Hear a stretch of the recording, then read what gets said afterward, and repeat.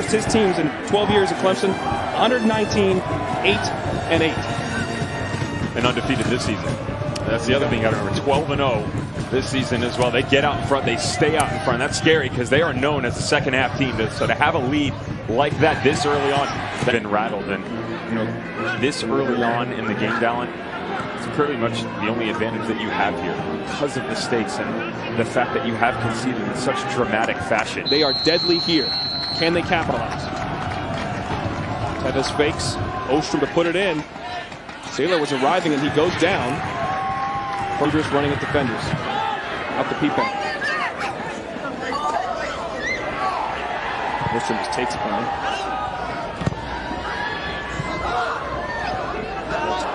Works, good recovery. Kalani, also Rienzi on the ball. Over to Ostrem. Switch out to Clemson with 9 goals on the campaign. And Mike Noonan did tell us before, I actually had to ask yesterday if Reed was hurt. Because in the first game of this College Cup, he didn't play that much as a starter. Played just over half the game. They went with... Reed lays it off. Great pass by Pipe. Johnson, can he get there? Yes, he does. 1v1 with Ostrem. Help is coming. The laser coming from the crowd as they are stringing passes together. Asensio looking for the critical one. Johnson arriving. Wore the shirt regularly in the 11. Tevez drives it in. Diop gets his head on it. Knocked out to Ostrem. Flag stays down. He's able to track it down. Ostrem floats it in. Headed out by McNeil. I feel like asking you that is just it's pointless. There's just zero shot as a former center back. You're like, yeah, that should be a yellow. Going to play more run and gun style, which we saw for the most part in its entirety within both semifinal games.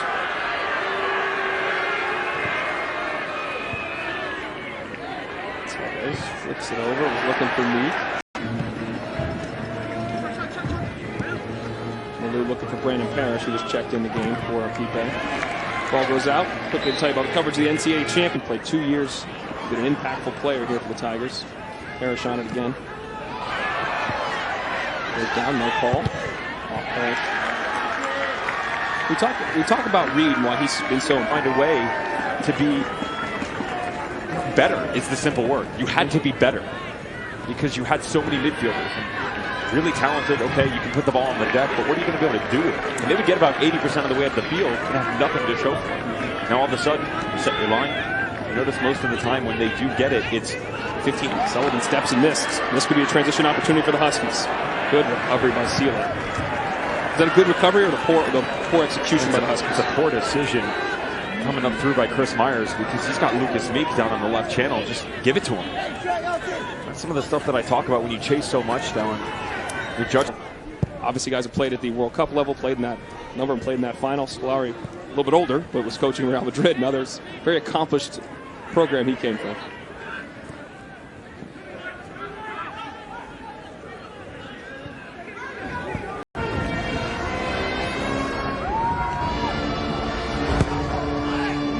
Ball. Might have gone off Robin's arm. Clemson players were asking for it. Ostrem looking for his 10th assist on the campaign. First, all over him. And actually went up like slips it through to Tevez. 1v1 with Diop. Tevez looking for help. Eventually gets back to Ostrem. Ostrem loves to get to that left foot. Gets there. Whoa! What an opportunity for Paul. It's preseason, but they were just left and right and everything. Okay, they're a little bit better than us. Ostrem to play it in. Looking the back post, Burks, but Marks gets a piece. The playmaking ability, yeah. He's popping left and right. I was about to say the same thing. We even received that ball. It kind of just skipped over Pipe and just feels confident in play. Soto on the ball. Watch his first touch, too. His first touch is always head up in front of him and trying to be more forward thinking. Nice ball to Tevez. Good. Got it back. Diop to the center of the park. Sela coming back in. Pipe as well. And they've basically gone to a 4-3-3-2-1. Excuse me. The three are really flat. And then from behind.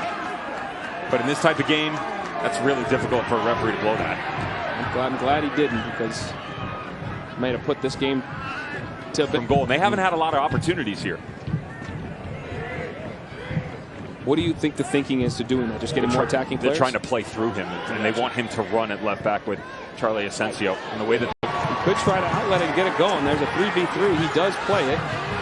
It falls. But good, well covered by Ostrem. Ostrem upended. And the call is made by Radford. Awful for Sam Fowler. Swung and missed and allowed the first goal 27 seconds in. Ostrem, low ball played. He out clears. And down goes Callum Johnson, I think. He's on the deck. Ostrem's going to play the ball in. Just too tall for Paul. Feet. He might have got stepped on. You want them to play quicker? You're over here motioning. Ostrem's got to come outside faster. I mean, you can see, especially with his vantage point, that ball's going to come this way. There's no other outlet for it to come, and his late recognition condenses the field, and so it's much more difficult to get a ball up into the box. Uh-oh, that's dangerous toward the back post. And you saw Marks' feet.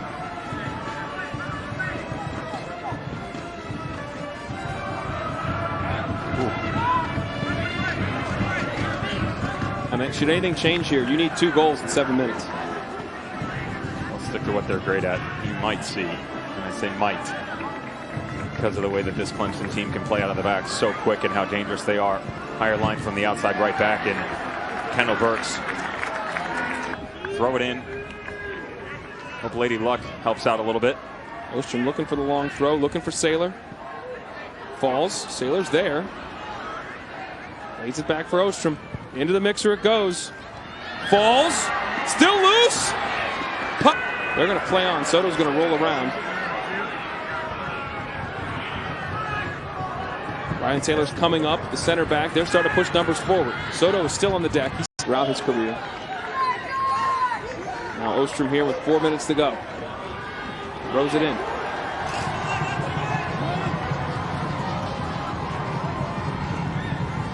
Ostrom, that's a good ball played in! Sailor was there but couldn't put it on frame. Looking, eventually they say no, stay there. Low ball. Flicked on, falls for Tevez. Flipped on again. Play it short to Parrish. He's down. Sorry to Clemson, South Carolina. Those Gamecock fans probably hate that. Sorry. Daniel Radford saying wind down 1 in penalties against UVA. Senior, a leader, but Sargent is now deputized and quite well. First ball played in. 18 goals scored this year for the Huskies on set pieces. Out for the earlier game. Obviously, some people have headed for the exits, licking their wounds. Some celebrating if you're a Tigers fan. But still a great crowd on hand. Clever backfield, well read by Rocha. Somewhere he became a legend at NC State, leading to the 1984 national title on the hardwood. Ball played in. Nicopolitas off his line, gets a punch on it. Just in behind the striker, pushes him off the plate. Ball driven in. Nelson's header did not get enough on it, so Tevez scooped it up with Meek.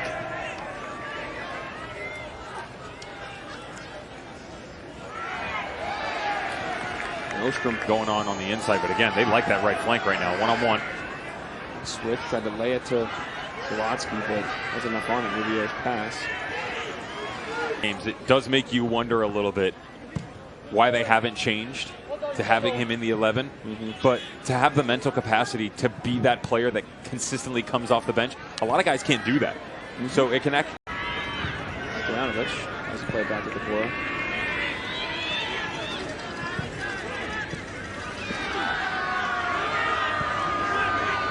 He's the Notre Dame coach now. Back in the early 2000s, never been the only championship back in 2013.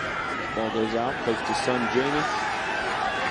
Stanford is a recruiting standpoint as well, how they go about it different ways. Still get quality product on the field.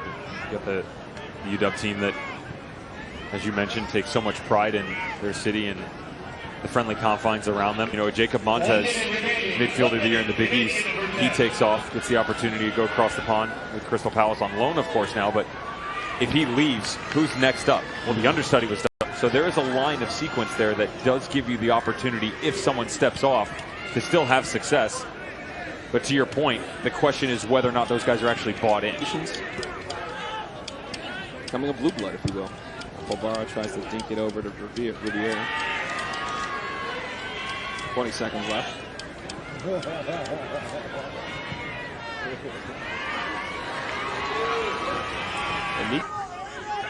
When the angles are there, just up the tempo a little bit more. Space at the top of the 18. No one steps into it.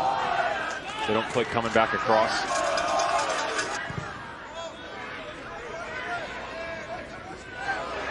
Inside by Scardina. Ostrem. Shot! Oh my gosh! Charlie Ostrem! All right, Devin, you got 33 minutes to go. What does Georgetown need to do to get back in this thing? Run at him, number one. It's going to do two things for you. It'll start to give you some confidence and help. None given. You saw a lot of Hoya's players. They're still on Matt Thompson right now about it. In the supporter section, Hoya Blues were behind the goal as well, letting Matt Thompson hear about it. Talking.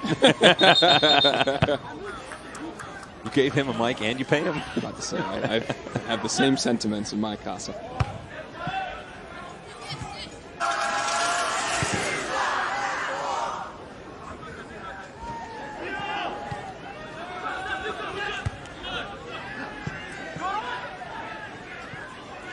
Georgetown's average just under 17 shots a game in the tournament.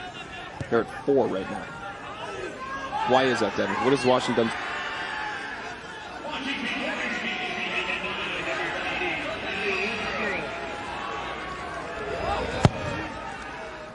He touches, turned it over. Excuse me, Tabora. You got to go beat someone now. It's not just no chances needed here. Turned over quickly. But they do get the ball back. Backman and Ostrom, the cutback to the inside, upper 90. Thank you very much. And the comeback kids, 11 minutes to go. Riviere, who's been great all night long, gave them hope.